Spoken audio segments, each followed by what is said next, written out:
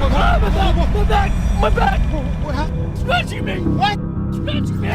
Ow! Yo, you okay? Oh, scratching me! Get me the f*** out of here! Going into the woods alone at night is scary, but what if you come across something or someone you wish you hadn't? Tonight, we're exploring 6 of the most chilling encounters ever caught on camera. These clips might make you think twice before stepping into the woods alone. But here's the twist. What if the real danger isn't out there in the woods, but much closer to home? Was anyone murdered here? Disagree. Okay, disagree about what? People being here a long time ago? I'm hearing something from down there. I've been hearing something. It sounds like almost like somebody's walking around out there. Mo Sargi, a daring explorer known for his spine-chilling adventures, embarks on yet another terrifying journey. This time, he is venturing into the haunted Tom Cemetery, a place known for its eerie past and ghostly apparitions. Having investigated this location before, Mo is well aware of the horrors that lurk in the darkness. However, this time, he is not alone. Determined to document every paranormal encounter, he brings along his camera and a trusted companion. What awaits them in the shadows is beyond their wildest fears. What is up, guys? We are finally doing this, something you have been wanting me to do, because on the last video that I did out in this forest, things got crazy. I was here completely by myself, and I told you guys I would only come back to Tom's Cemetery and camp out the night only if I brought somebody with me. I got Mo on camera right now, so he's gonna be helping me out tonight. We're gonna be camping tonight. We got the tent set up, the sleeping bag set up. The cemetery is just around the corner. I decided that I'm not... As the camera rolls, Mo welcomes his viewers, setting the stage for what's to come. He reassures his audience that this is a safe space for those seeking an escape from their troubles. But safety is far from what he and his team will experience tonight. Almost immediately, the atmosphere changes. A strange presence can be felt in the air. Then, out of nowhere, a white figure emerges in the distance. Panic sets in as Mo and his companion react. Bro, there's like a white figure right there. There's a white figure. What is that? Oh my God. Wait, that's towards the cemetery. That's towards the cemetery, right? What is that? What is that? Do you see it? He exclaims, his voice filled with shock. The camera captures something unexplainable. A shadowy figure standing still, watching them. Then, in a blink, it vanishes. As Mo turns to his partner, a chilling realization dawns upon them. They are not alone. Suddenly, something rushes toward them. Mo instinctively drops his phone, startled by the inhuman force. A dark energy swirls around them, unseen yet undeniably present. They quickly gather themselves, knowing that this is only the beginning of a long and terrifying night. The two explorers make their way deeper into the cemetery, navigating through old, weathered tombstones. The names engraved on the stones tell stories of those who once lived, their spirits now wandering this forsaken land. Mo stops in front of one grave in particular, Thomas Dempsey's. Over the years, Mo has conducted numerous investigations in this very spot, leading him to believe that Tom's spirit is still lingering. "Are there any spirits here that want to communicate with us?" he asks. The response is instant. "My name is Anna," a voice echoes through the spirit box. All right, guys, we're right by Tom's grave. Thomas Dempsey. We do believe that this is Tom because of investigations we've done years and years and years ago. Are there any spirits here that want to communicate with us? My name is Anna. Bro, that was like instant. My name is Anna. All right, we have a spirit named Anna. Anna, are you buried in the cemetery or are you just roaming around? Oh, that's so weird. Look, Thomas Dempsey. And then we got Jane. Mo and his partner exchange uneasy glances. The fact that the voice came through so quickly sends shivers down their spines. Who is Anna? Was she buried here? Or is she merely passing through, drawn by their presence? As they scan the area, another unsettling discovery is made. More tombstones with the name Dempsey appear before them, hinting at a long-lost family buried in this cursed ground. Where did I see it, Joseph? It wasn't on the... Oh! What was the first thing we got? Anna! Oh, bro, my name is Anna. That was the first thing we got. We didn't even realize that Annie Dempsey, Tom's family member. You're standing right here too. Oh my, yeah, that's like, bro, I didn't even clue in to look at this grave. That is crazy, but I seen a Joseph somewhere. Dude, there's no way. There it is. Joseph. No way. Loving memory of Joseph. Hey, Joseph, is this your grave over here? Joseph Ingram died in 1909. His wife, Anne. What are the odds of that, bro? That's crazy. That's Another crazy. Anne? The spirit box crackles again. Help me, the voice pleads, making their hair stand on end. Anna, how can we help you? Mo asks, but there is no response. The silence is deafening. The ghostly presence lingers, but Anna remains quiet. With the spirit of Anna making her presence known, the investigators press on, their curiosity overshadowed by growing dread. Mo recalls a chilling event from a previous visit. A shadowy apparition had appeared behind him, only to vanish the moment he turned around. Richard. Is that, yeah, Richard Booth as well? I think it says Richard Booth. That's a really old grave. What is that? Oh, what the f? You just tapped me on the shoulder? No. Actually? Somebody tapped you on the shoulder? Literally 3 taps on my left shoulder. What? Like, actually, I thought you just tapped me. No, bro. I was just filming this thing right here. You guys were freaking out in the comments, he says, addressing his audience. It was right behind me. The footage had captured a large, human-like figure, but in real time, Mo saw nothing. Was it Tom? Was it something else? A malevolent force watching from the darkness?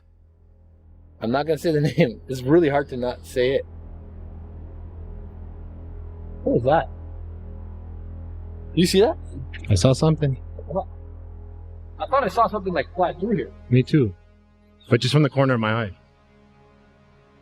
Oh, look at these graves Check here. these names. You want to see? Oh, wow. Burn. No. Milburn.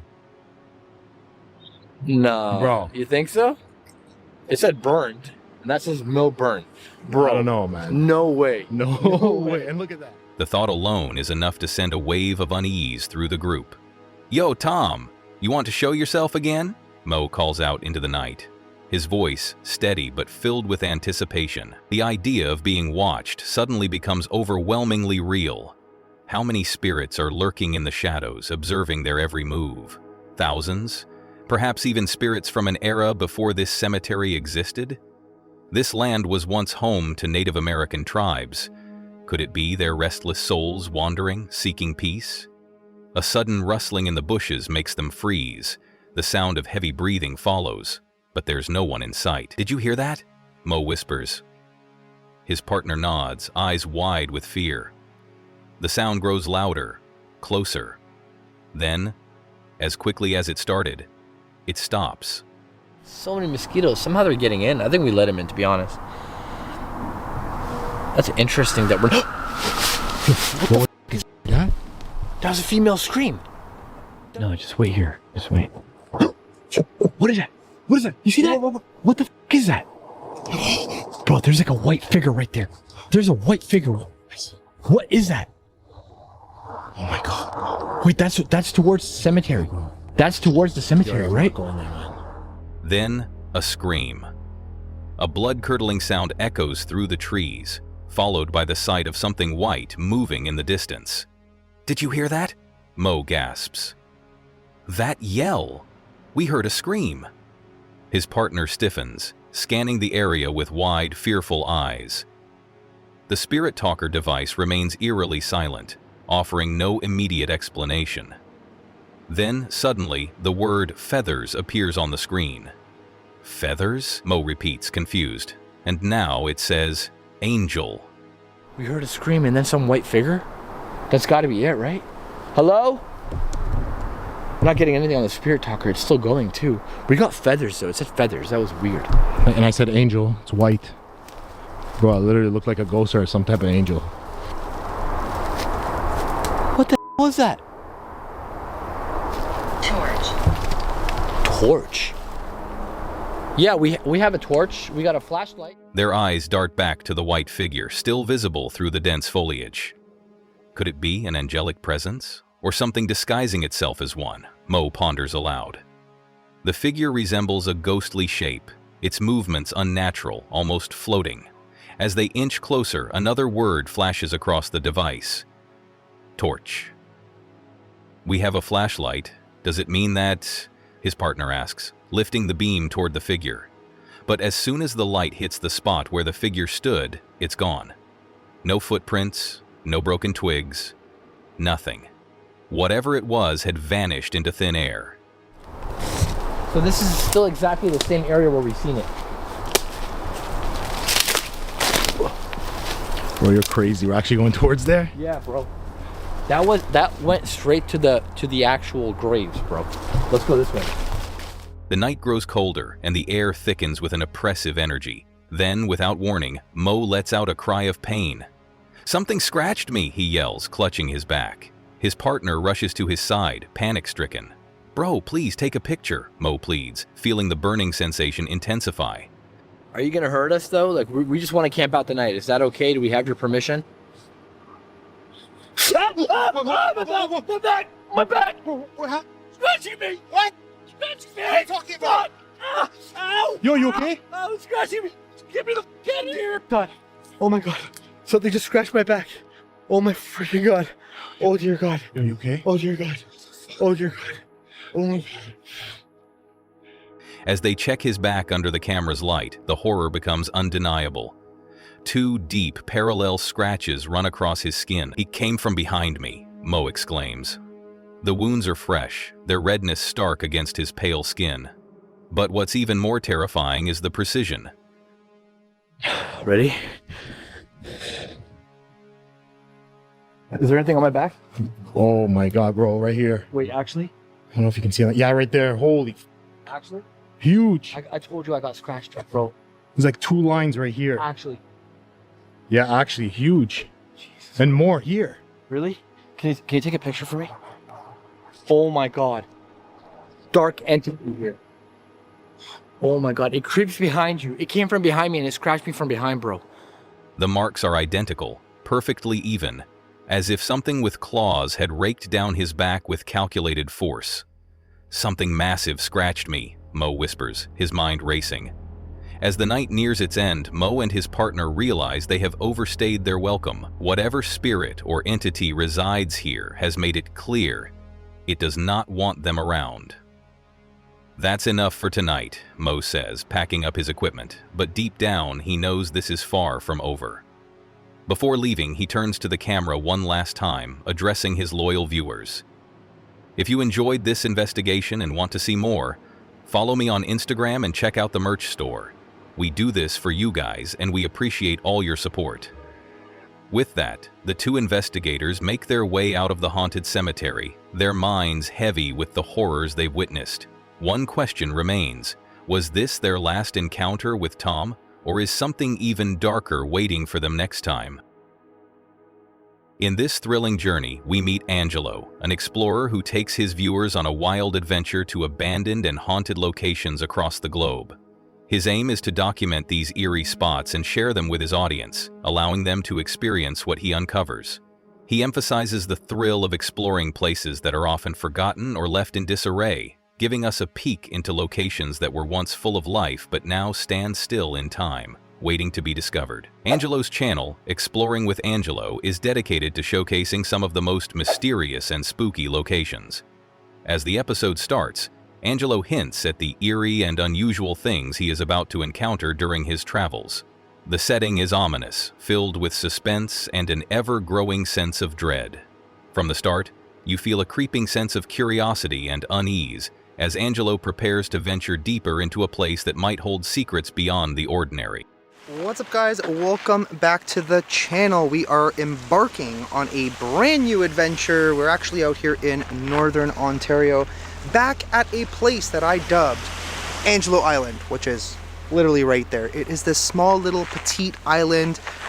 I got here and I was like, it looks like I can actually still cross over. So if you guys remember when I came here during the summer on my way to Western Canada, which is in fact where I am heading again, we came here. We heard some crazy stories about a camper who actually came to investigate this island, which is in fact haunted. I have no idea by what. I do think that it is potentially a portal of some kind. I have yet to be able to confirm that. We might actually wait until it's much later and then maybe come back and investigate. As Angelo begins his journey, the suspense builds. The setting appears calm, but there's something about the location that doesn't sit right with him. The initial moment set the tone for the rest of the exploration. The quietness of the surroundings amplifies the tension. A fridge, strangely out of place in the middle of an overgrown area, piques Angelo's interest. He wonders aloud, could there be something inside? Is it possible that the fridge holds something sinister, like a body? This is all about... I just noticed this. Like, why is there just a fridge? I think it's a fridge.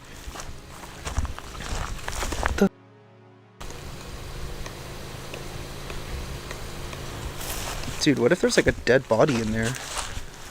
Like, it just seems really out of place to have a fridge that's obviously tied up. The hell? Thought I heard something. I'm like so wanting to open it. I don't know if this is a good idea, but... Oh, somebody did open it. Nope, nothing in there. This thought lingers in his mind, adding an element of fear to the adventure. He can't shake the unsettling feeling that something is wrong with this fridge, and yet he's unsure whether his suspicions are just his imagination running wild. The oddity of the fridge, tied up and placed in such an unexpected location, makes Angelo hesitate. The quietness of the surroundings only deepens the mystery. The viewer is left to wonder along with Angelo. Is it just a fridge, or is it something more? Angelo's exploration continues, and he cautiously approaches the fridge to investigate further. At this moment, he hears what he thinks is a noise in the distance. Was it a gunshot? Or was it something else entirely? Dude, what if there's like a dead body in there? Like, it just seems really out of place to have a fridge that's obviously tied up. Thought I heard something. I'm like so wanting to open it. The faint sound grows louder in his ears, but he can't quite place it. Just as he's trying to figure it out, another strange noise catches his attention. It sounds almost like a scream, sending a chill down his spine. It's moments like this that make the viewer question what's truly happening around Angelo. But yeah, I mean, I do have my rifle with me, just in case we run into a situation like that. I guess we'll go inadvertently moose hunting without wanting to.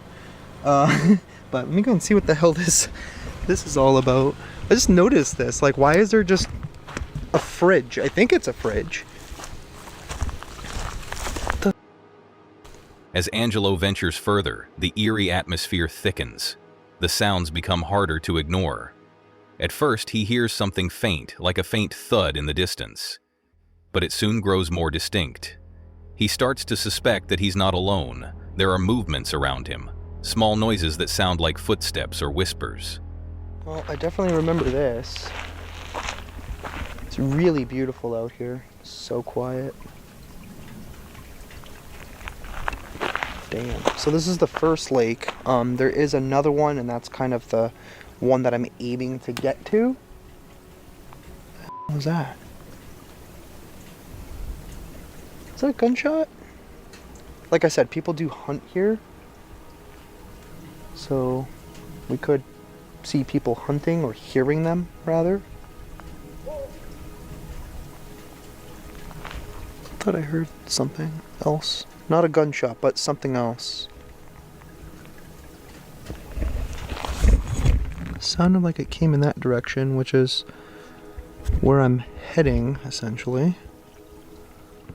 He's left to wonder if the place is truly haunted, or if someone or something is out there with him. As his investigation intensifies, Angelo talks to the spirits using a spirit box. He asks simple questions, but the answers seem vague and unsettling. Is someone here? He calls out, but the response is unclear.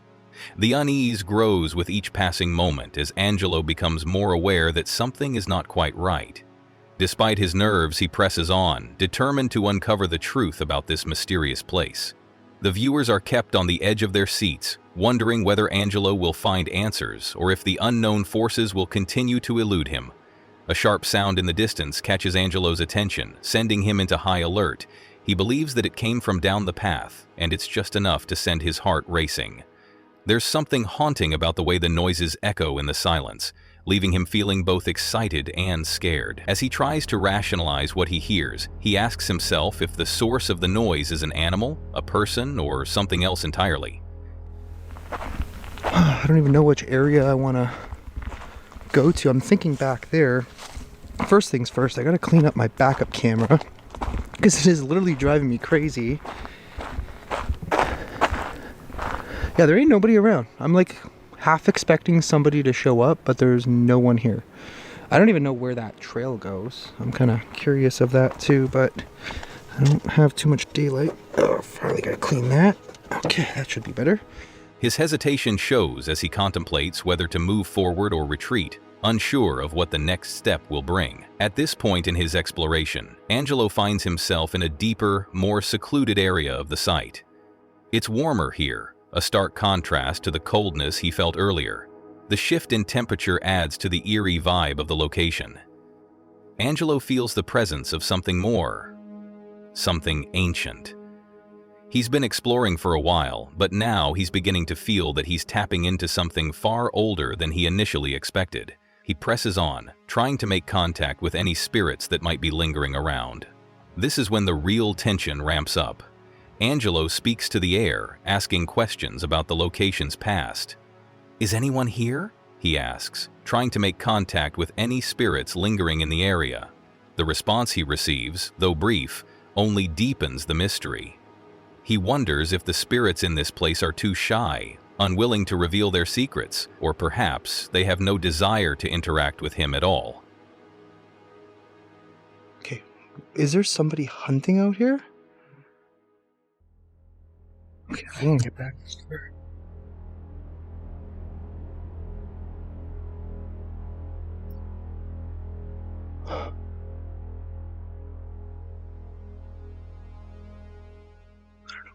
That was. I mean, I know what it was, but like, why?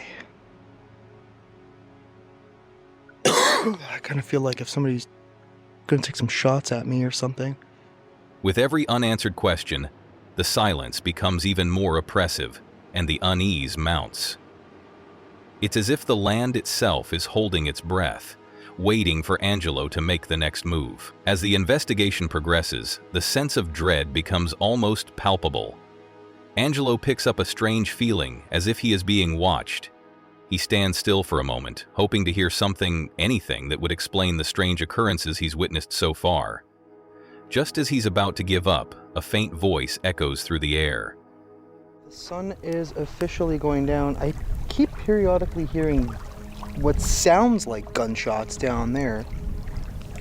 I don't know, but got a nice fire going, about to set up the tent, and we're gonna actually investigate. I don't know if this place is haunted. It might be. Suffering, the voice whispers, sending chills down his spine. Angelo is left speechless, wondering who or what is suffering and why. The answer leaves more questions than it provides clarity. Angelo presses on, determined to find out more. He asks more questions, hoping for a clearer response. "Who are you?" he asks, but the silence is overwhelming.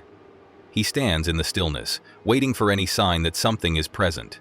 A sense of unease continues to grow, and it's clear that something is lingering nearby, just beyond his reach. Angelo's curiosity keeps him from backing away, but the darkness around him only intensifies, as if something is drawing closer. The tension reaches its peak as Angelo hears more noises around him. This time, it sounds like footsteps. Was anyone murdered here? Disagree. Okay, disagree about what? People being here a long time ago?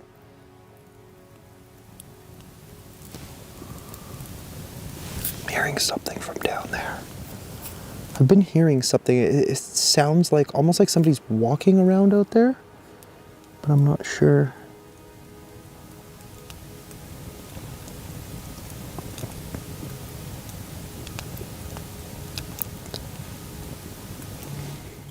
Angelo's heart races as he realizes that someone or something is getting closer. The sounds are unmistakable. Someone is outside his tent. I think someone's outside my tent. Holy shit. Where's the open? He rushes to check, but as he does, the footsteps suddenly stop. He stands frozen, straining to hear anything else. The night is silent again, but the feeling of unease lingers.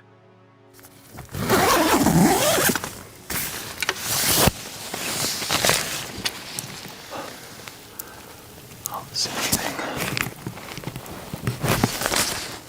Hello?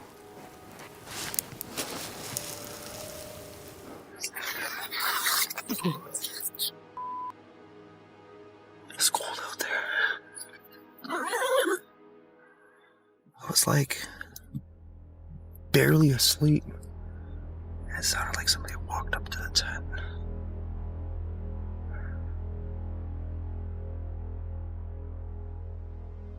Angelo wonders if he's imagining things, but the unsettling feeling refuses to leave. He decides to wait it out, hoping that the presence he senses will reveal itself. The tension is unbearable as he remains in his tent, trying to calm his nerves. He asks himself if it's an animal or something else, but deep down, he knows that it's more than just that. I'll give it a minute. See if anything happens again.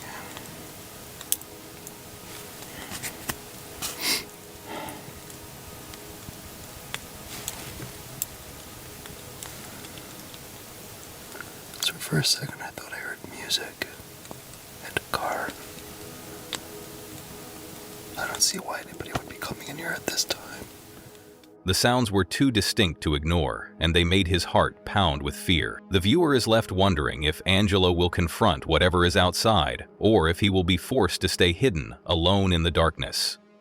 Finally, as the night continues to unfold, Angelo feels the weight of the situation bearing down on him. The events of the night have left him shaken, but he doesn't back down. Despite his fear, he decides to stay and press on with his investigation. Okay, it is much later now. Couldn't really sleep. I think I've literally slept maybe 10 minutes in the last like 2 hours. I don't know why, but I just wanted to make sure there was like no one here. Or at least nothing here, I guess. The chilling atmosphere makes it difficult to sleep, and every small sound amplifies his growing dread. He spends the rest of the night in quiet anticipation, wondering what more this haunted location holds in store for him. But even as he waits, the unknown continues to haunt him. As Angelo reflects on the night's events, he shares his experience with the audience. The chilling discoveries and the eerie atmosphere make this one of the most memorable explorations of his career. The journey, filled with suspense and fear, leaves both Angelo and his audience wondering if they will ever truly understand the secrets that this place holds. Joe Weller and his friend Elliot decided to check out an abandoned school that Joe had gone to until the 2nd grade. The school had been closed for 15 years, and there were rumors that it was haunted. Elliot convinced Joe to go explore the building with him that night to see if the rumors were true. They packed a bag with essentials, including flashlights, water, chocolate muffins, and their phones. Here we have packed a bag with essentials. We've got a little flashlight, okay, water, obvious reasons, and then chalky muffins in case, you know, worse comes to worse and whatever. And then phone. And set off on their adventure. When they arrived, they saw the broken down building surrounded by a large, old fence with sharp wires at the top. The windows were broken and overgrown ivy covered much of the building. It was clear that no one had been there for years. Joe and Elliot felt nervous as they got closer to the entrance. What? I can see eyes through there. Can you see eyes? Look, look, look there. What is that? What are you on about? Through the fence. Eyes? No, there. What? There. What the f are you talking about? No, you were shining a But they were determined to explore. As they walked around the building, they found a hole in the fence that they could crawl through. They hesitated for a moment, but since they had come this far, they decided to go for it. You in? Yeah, go Oh my god, I can't see shit. After getting through the fence, they carefully walked towards the school. The building looked huge, with walls covered in ivy and parts of the roof falling apart. Joe felt uneasy as they got closer to the entrance, but Elliot was determined to keep going. Oh my god. Oh my god. Shit. Once inside, the feeling got even creepier. The hallways were dark and the air felt thick with dust and the smell of mold. Their flashlights lit up the rooms, showing broken furniture, peeling paint, and pieces of what was left behind. Their cameras started acting strange, focusing oddly as they moved deeper into the building. Joe's camera in particular seemed to stop working properly as soon as they stepped inside, making everything feel even more unnatural. They walked into a classroom and found burnt cricket guards and ripped teaching materials on the floor. A creepy, messed up Thomas the Tank Engine doll was sitting in the middle of the room, which felt strange and unsettling in the middle of the ruins. The weirdness kept building as they moved on, and they found an open window that led to another room, and they carefully crawled inside. They filmed their surroundings, being careful to avoid the broken glass on the floor. The room was just as damaged as the others, with old furniture and teaching tools scattered around. But things started to feel even stranger. Joe mentioned feeling cold air coming from one side of the room, like something was blowing in from somewhere. You film ahead, I'll film us. Yeah? Right. Then you film in front of us. Mate, this was the reception. Oh my god, I'm getting so much air from there. Bruv, no, inside there, like loads of air just came I out. can feel. There's probably a door. It seemed like there was something odd going on, but they kept exploring. Suddenly, they heard a noise from upstairs. There's probably a smashed window. Oh, the name. What the f was that? A single footstep echoed through the building, making them both stop in their tracks. They looked at each other, unsure of what they had just heard. Elliot suggested they go check it out, but Joe seemed unsure. Did you hear that? Yeah, what was that? What the f was that? I don't know. No, it was a proper like from upstairs. I heard that. From upstairs, it was like a footstep, like one footstep. Hello? No, don't do that shit. Like seriously, I don't know if I want to be in it, bro. How do we get out? What the f was that? What? Did you just touch No, me? swear down. And the air felt thick with tension. They quietly moved forward, trying to stay as quiet as possible. As they walked through the building, they found another strange sight. A room with a big object covered by a sheet. When they pulled back the sheet, they found a dirty toilet on the ceiling, which made everything feel even more surreal and creepy. They couldn't understand why or how it was there, but the real shock came when they tried to leave the building. You good, yeah? Ah, shit. You good? Shit, we need to get out of here ASAP. That, bruv, you heard that footstep in it? Mate, no, swear to God. There was like just one. One singular footstep from upstairs. As they walked toward the exit, they saw a horse standing just outside the fence. It seemed to be blocking the way, not letting them leave. Its eyes glowed strangely in the flashlight beam, and it watched their every move. Joe and Elliot tried to stay calm, but the horse followed them, not letting them get past. They tried to walk around it, but it seemed like the horse didn't want them to leave. Because that horse keeps stopping us from getting out. We're in between the ghosts and the horse. As they tried to get around the horse, they realized they were stuck between the creepy building and the strange horse blocking their way out. Oh God! Oh God! Oh God! Mate, what's it doing? No. Mate, what is it doing? What is it doing? Mate, it's a demon horse. I'm running for it, okay? Elliot and Joe tried to jump over an electric fence to escape, but Elliot accidentally shocked himself. The pain from the shock only made things worse, and they quickly realized they needed to get away. The horse kept circling them, making everything feel even more tense. Finally, they managed to get past the horse and the fence, but the fear from what had just happened stayed with them. They quickly left the area, their hearts racing as they tried to forget about the strange things they had seen.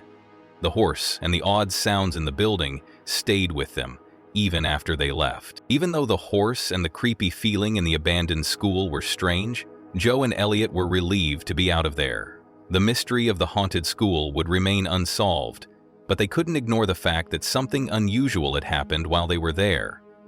They were left wondering if the strange things they saw were just their minds playing tricks, or if there was really something supernatural going on at the abandoned school.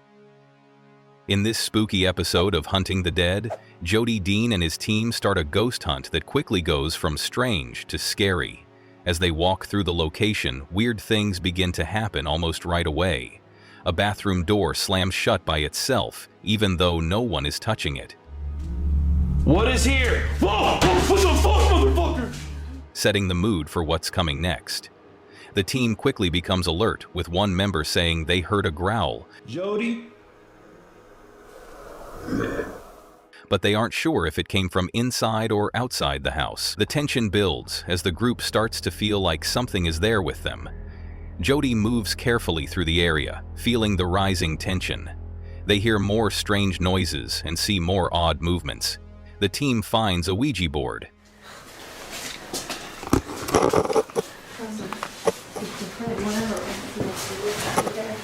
You know, Mask and I found a Ouija board here. Did you really? Yeah, Is that the one you buried? I no. I wish that I found another one though, because I don't know how you feel about the Ouija board though. And they talk about the ghostly energy it may have brought. Jody tells a story about how his grandfather used to do experiments with a card table, which would lift on one leg in response to questions, even though no one knew how it was happening. I have a grandfather that lives in Florida. He's in Clearwater, Florida, and he has a card table. Like, he'll ask you questions, and then The card table will move? it'll lift up on one leg. Like this table, I don't know what it is about this table, but even my stepdad saw it. He doesn't believe in shit. Like, he had no explanation for it. They talk about past experiences with similar things, but as they go deeper into the place, the feeling in the air gets heavier. Things get even more intense when they start using a special camera called the SLS Structured Light Sensor camera, which can pick up figures and show them as stick figures on the screen.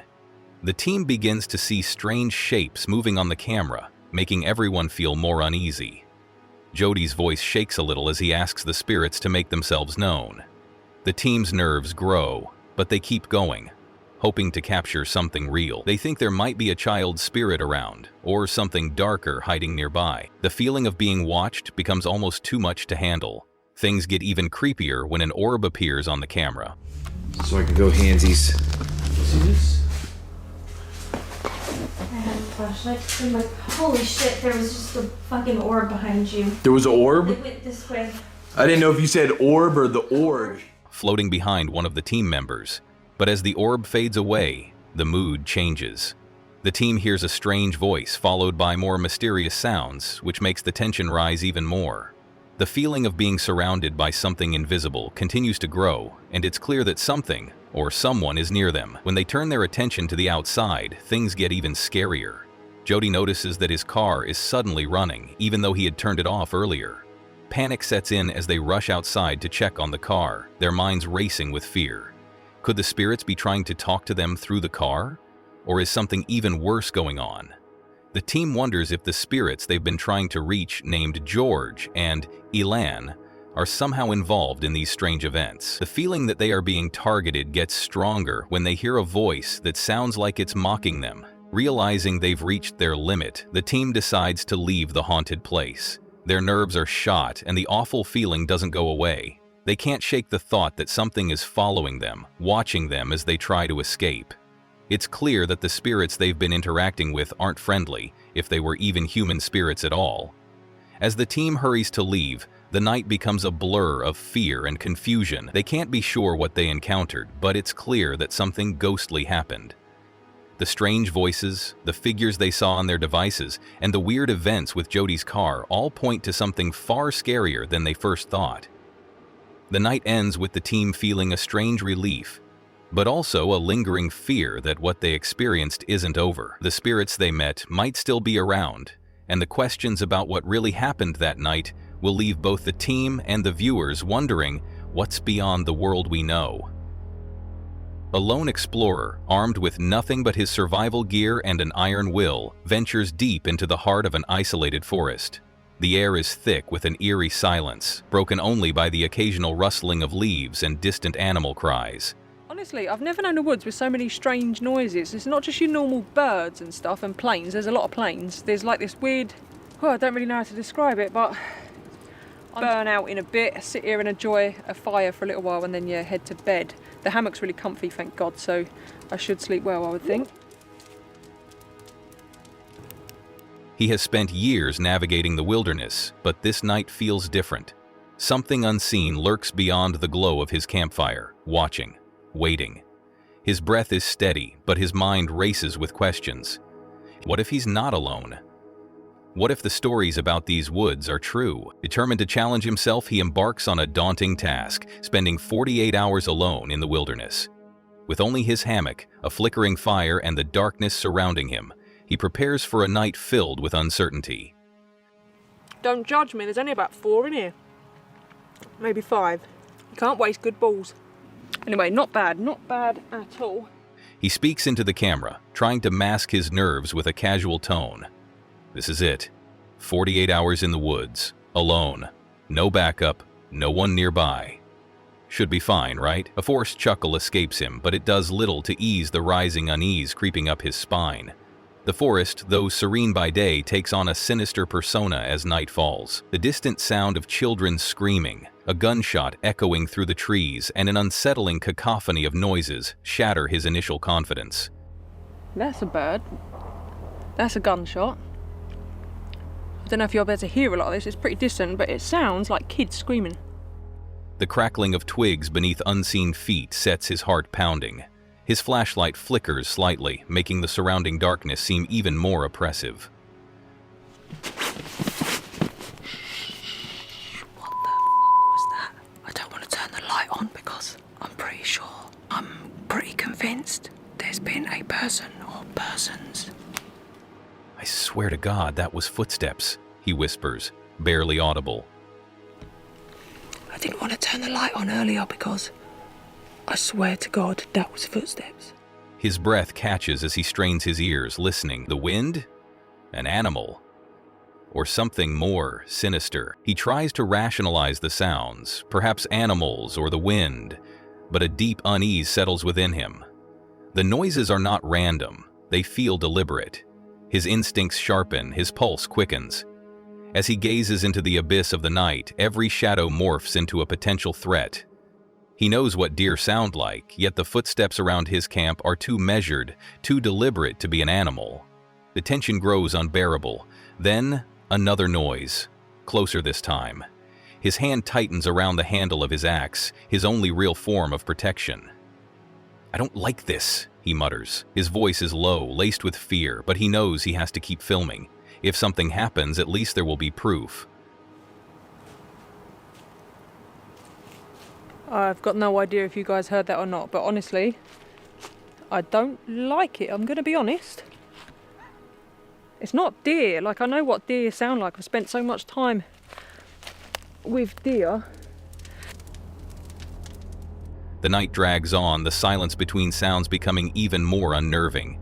Then suddenly, another noise, this time from a different direction. A rustling, then a slow, deliberate step. He freezes. He isn't imagining this. What do I do? He whispers to himself. Do I call out?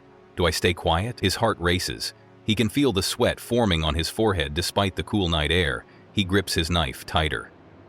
Whatever is out there, it hasn't left.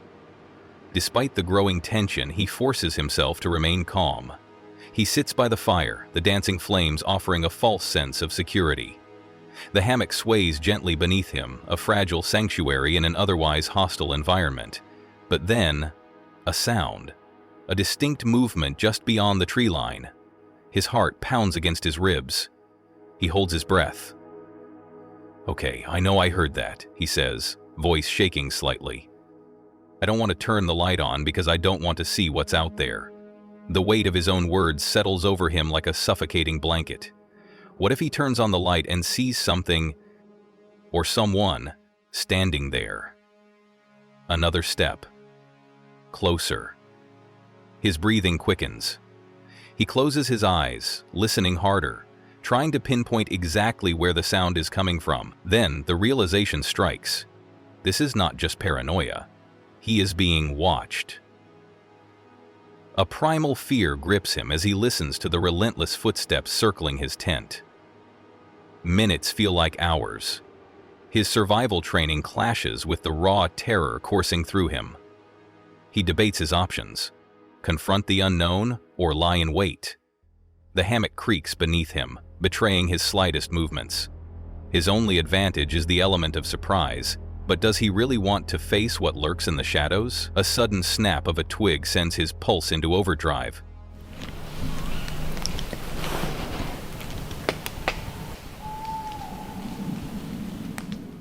The fire crackles, casting ominous shadows that seem to move on their own. This isn't normal, he whispers. I don't know what's out there, but it's not an animal, and if it's a person, why are they just standing there? The fear in his voice is evident now, impossible to mask. He reaches for his knife, his fingers trembling slightly as they close around the handle. He has no idea what's out there, but he refuses to be caught off guard. Silence. Then another step. This time from behind him. He whips around, heart pounding. Nothing. Just darkness. The firelight barely extends beyond a few feet, and beyond that, the woods are a black void. His fingers tighten around the handle of his knife. The night stretches on, each second heavier than the last. He grips his knife, knowing that if danger strikes, he must be ready. The unseen presence does not waver. It lingers, taunting him with its silence. As dawn approaches, the forest begins to exhale, the tension easing with the arrival of light. He survives the night, but the questions remain. Was it an animal, a person, or something else entirely? He exhales sharply, rubbing his hands over his face. That was the worst night I've ever had, he admits. I have never, in all my time camping, felt that unsafe.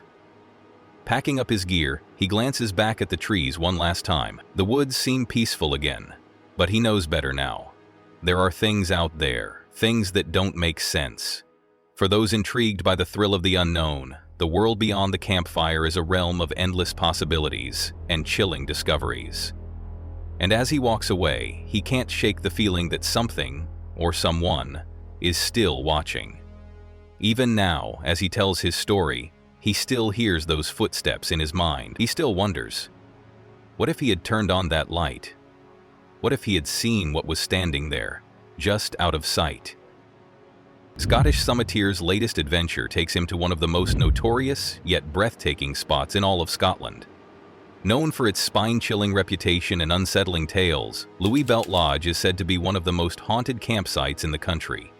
But for someone like Scottish Summitier, who thrives on exploring the eerie and unknown, this is just another opportunity to challenge himself, embrace the wild, and maybe, just maybe, encounter something supernatural. Leaving behind the small settlement of Kinloch. Welcome back to another adventure. I'm back on the west coast of Scotland, and I've just left a small settlement called Kinloch Leaving back in that direction. Today I'm hiking to what is regarded as the most haunted camp spot in all of Scotland.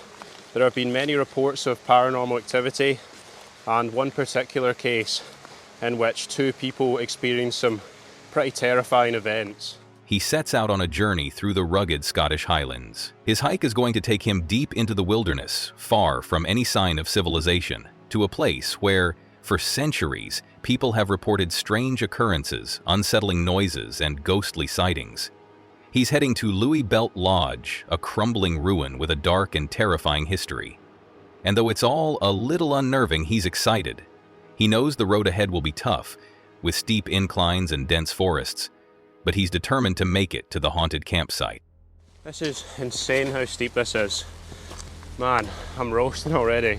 Can't really see too much just because this forest is quite dense, but I'm sure once we get above the tree line, the views will be pretty amazing.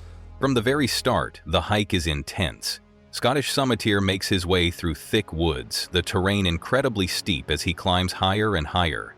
It's hard to see much through the thick canopy of trees, but he's certain that once he gets higher up, the views will be worth the struggle. And as he pushes through, each step feeling heavier than the last, he starts to feel the first inklings of nervous energy creep in.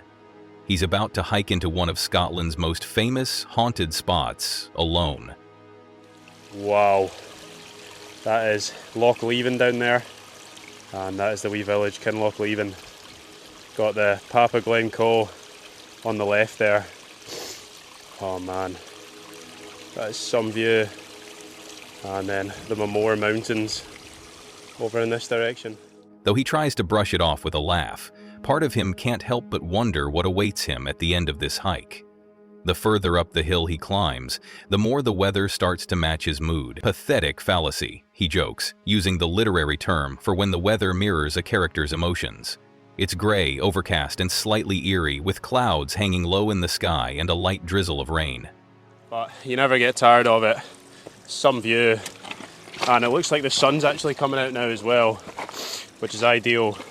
So far the weather is perfectly fit in with what I'm doing today. what is that? Is that a pathetic fallacy when the weather matches the mood? I think that's what it is, but that's perfectly what it's been like so far. It's been pretty eerie, had quite a lot of rain, so it's nice to see the sun out. Hopefully it stays out for the remainder of the hike. The wind rustles the leaves above him, and the forest seems to grow denser, making him feel like he's stepping into another world. One that's isolated, unpredictable, and mysterious. It's almost as though the land itself knows what he's about to do. But with every challenge, there's always a reward. After pushing through the steepest part of the climb, he emerges from the forest to find a breathtaking view of Loch Lay, nestled in the valley below. The surrounding mountains rise like ancient sentinels, guarding this remote corner of Scotland. Scottish summiteer pauses to take in the scenery. He's made it past the hardest part of the hike, and though the weather is still a little ominous, the view makes everything feel worth it. He stands there for a moment, enjoying the quiet and the peace that come with being so far away from the hustle and bustle of daily life. He remarks to himself how beautiful and remote it is. This right here is Loch Eildymore, which looks pretty nice. And just up to the left is the mountain Sgurr Eildymore. Not sure which came first, but I'm pretty much following the shore of the loch. Don't know if you can make out the path just down there, but that confirms that it will be pretty flat, which is ideal. A slight unease lingers. This isn't just any hiking trip. He's heading to a campsite with a dark reputation, one that people have whispered about for decades. As he continues on the path, he begins to notice just how isolated the area is. There are no signs of other hikers, no paths leading to nearby villages, just a vast stretch of wild, untamed nature. It's peaceful, yes, but it's also unsettling. The weather takes a turn for the worse, and the rain picks up. For a moment, Scottish summiteer finds himself completely alone, with nothing but the wind and the sound of water lapping at the shores of the loch. You can see the sun is trying, it really is trying, just quite cloudy, but making good progress along the loch. Hopefully be by it pretty soon. I wish I was staying in that. Don't know if that's a wee bothy, but I'm pretty sure you can't stay in it. Must be privately owned. Looks really nice though, doesn't it? With some pretty amazing views, but not for me unfortunately. It's moments like this when the weight of isolation really sets in, and a creeping sense of discomfort wraps around him like a cold blanket. Still, he pushes forward, determined to reach his destination. Eventually, the path flattens out and joins a 4x4 track, making it easier to navigate the rugged terrain. With less uphill to contend with, he picks up his pace, but even with the improved trail, the feeling of being out in the middle of nowhere is never far from his mind. He passes a few more waterfalls, their sound mixing with the rhythm of the rain, and occasionally the clouds break, letting the sun peek through, casting an eerie light over the landscape. Despite the gloom, Scottish summiteer is making good time. I've walked past some really nice waterfalls, and the sun is fighting through the gaps in the clouds to make some pretty amazing views on the mountains. But I was just thinking to myself there, I've lost phone signal and I'm hiking alone in some pretty dodgy weather to a really remote spot, a miles from anything else, and a spot that I know is one of the most haunted spots in all of Scotland. He's about 6 to 7 miles into the hike, and while the challenging terrain has left him winded, the beauty around him is a great distraction. There's something about being so far out that it's hard to describe. Any sane person would be saying to me, what on earth are you doing? And to be honest, I was just thinking that to myself. But I'm here now. I'm in too deep. I may as well enjoy it. A sense of adventure, of thrill, mixed with a pinch of trepidation. After all, he's not just hiking into any random location. He's about to spend the night at Louis Belt Lodge, a place with a reputation for being haunted by the restless spirits of those who've come before. As he finally approaches the lodge, the ruin stands in front of him like a shadow from another time. And there are some really nice views of the Louis Belt Lodge. There actually is a bothy in use just across the river there. I'd imagine it'd be quite hard to cross that river, especially in spate. But it's a really nice bothy. Just super remote around here. There's nothing really around apart from mountains. Look at those mountains, they look Pretty amazing. But the sun is going to drop behind those hills pretty quickly, so I'm going to get my tent up before it gets dark. The crumbling walls and roofless structure exude a sense of decay and abandonment. And yet, there's something about it that draws him in. The wind howls around the ruin, sending leaves and debris swirling through the air. I think the weather is making this place a lot more creepy as well. Don't know if you can hear that, but it's really windy and it's blowing the trees above this ruin, which just adds to the whole eeriness of the place. But I'm going to look for a spot to pitch my tent because we've only got, I think, an hour until it gets dark. Standing in front of the lodge, it's hard to ignore the stories that have been passed down over the years. The whispers of ghostly footsteps, strange noises, and objects being thrown across rooms. Despite the chill in the air, he steels himself. The most haunted camp spot in Scotland. Pretty eerie off the bat, not gonna lie. I think I'm gonna go and have a look around before I pitch my tent or anything. Right, let's see what this place is all about. Can't lie, I'm a little bit creeped out. Wish me luck, guys. So this is the Louis-built Lodge ruin right here. This is why he's here, after all, to explore the haunted grounds and see for himself if the stories hold any weight. With a nervous chuckle, he reminds himself that he's not a stranger to creepy spots. He's done this before. Still, something about this place feels different. The stories of the hikers from 1973 are fresh in his mind. Those two young hikers had been seeking shelter in the bothy, only to be terrorized by ghostly noises throughout the night. I wanted to tell you the story of why this is considered the most haunted camp spot in Scotland, and it dates back to Christmas 1973, when Louis-built Lodge was used as a bothy for hikers. And two young hikers, I think they were around 18 to 20, decided to stay in the bothy so they could get a fire going, light some candles. Footsteps, rocks being tossed, and at one point an ice axe being thrown across the room. The pair had packed up in a hurry and left, never to return. And in the middle of the night, they were awoken to footsteps in the room next to them and the sound of a rock being tossed across the floor from upstairs. They decided to ignore it and try get some rest for a big day again in the morning. And then again at 4 in the morning, the sound of the ice axes being tossed across the floor erupted in the living room. The lodge's haunting past adds to the atmosphere, but Scottish summiteer is determined to stay. He chooses a flat spot nearby to pitch his tent. But the weather isn't being kind. It's still raining steadily, and the wind continues to whip through the trees, creating a cacophony of eerie sounds. As he sets up his camp, he can't help but glance back at the lodge, its broken windows staring out like hollow eyes. Once his tent is up, he settles in to relax, waiting for nightfall. The rain patters on the tent, a soothing sound that helps drown out the creaking of the ruins. As night fully sets in, he can't help but feel a bit on edge. The darkness in the woods seems to close in, and the sound of the wind swirling around the lodge makes the whole place feel alive in a way that's hard to shake. But despite the fear creeping up, Scottish summiteer remains determined to stick it out. Oh, on that terrifying note, I'm going to try to get some rest, and I'll update you if anything happens. If not, I'll see you guys again in the morning. As he lies in his tent, reflecting on the history of Louis-built Lodge, he recalls the eerie details of that infamous night in 1973, notably influencing the author-naming decision to be termed deeply herbed. In 1973, the young hikers had been shaken to the core by the supernatural occurrences they experienced. So they decided, right, we're not having this anymore. So they got up, they lit some candles, at which point one of the candles they lit was tossed across the room.